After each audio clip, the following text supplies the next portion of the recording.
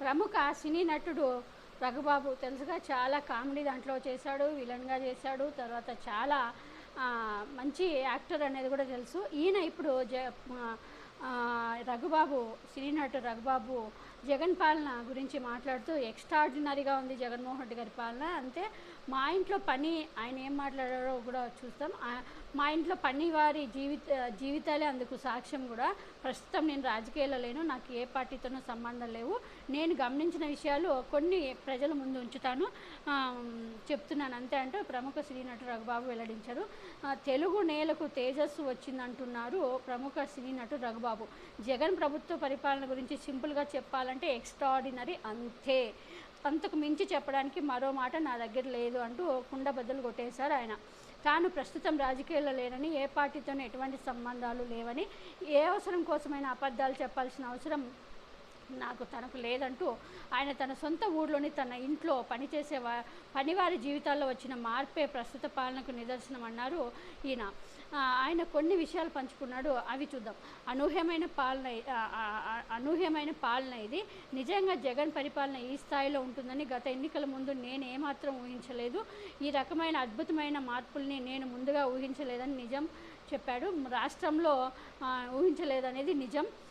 రాష్ట్రంలో మూలాల నుంచి మార్పును జగన్ కోరుకుంటున్నారనేది నాకు అనిపిస్తుంది. ఇప్పుడు మారుమూల ఊళ్ళల్లో ఉన్న ప్రభుత్వ పాఠశాలలు చూస్తుంటే విదేశాల్లోని స్కూల్స్ గుర్తొస్తున్నాయి. ఒకప్పుడు ప్రభుత్వ పాఠశాలలో చదవడం అంటే అవమానంగా భావించేవారు. ఆ దశ పోయి ఇప్పుడు ప్రభుత్వ పాఠశాలలో సీట్లు దొరకడం లేదని బోర్డులు పెట్టడం అంటే వాటి గొప్పతనం తెలుస్తుంది. అవి కార్పొరేట్ స్కూళ్లకు ధీటుగా మారడంతో అంతకుముందు 20-30% కూడా విద్యార్థులు కనిపించిన పరిస్థితి నుంచి ఇప్పుడు 100% ఆక్యుపెన్సీ అని గమనించాను. మా సొంత ఊళ్ళో ఎంత మార్పు వచ్చిందో నేను మీకు పంచుకుంటాను. మాది ప్రకాశం జిల్లా, ఆయనది రఘుబాబు గారిది ప్రకాశం జిల్లాలోని రావినూతల గ్రామం. తరచుగా మా ఊరికి వెళ్తుంటాం. దాంతో ఆ గ్రామంలో వచ్చిన మార్పులు ఎన్నో మాకు తెలుస్తుంటాయి. గ్రామ సచివాలయాలు కావచ్చు, వాలంటీర్లు ఇంట్లోకి రావడం, ప్రభుత్వ పథకాలు ప్రతిదీ ఇంటికి తీసుకొచ్చి అందించడం గొప్పగా అనిపిస్తుంది.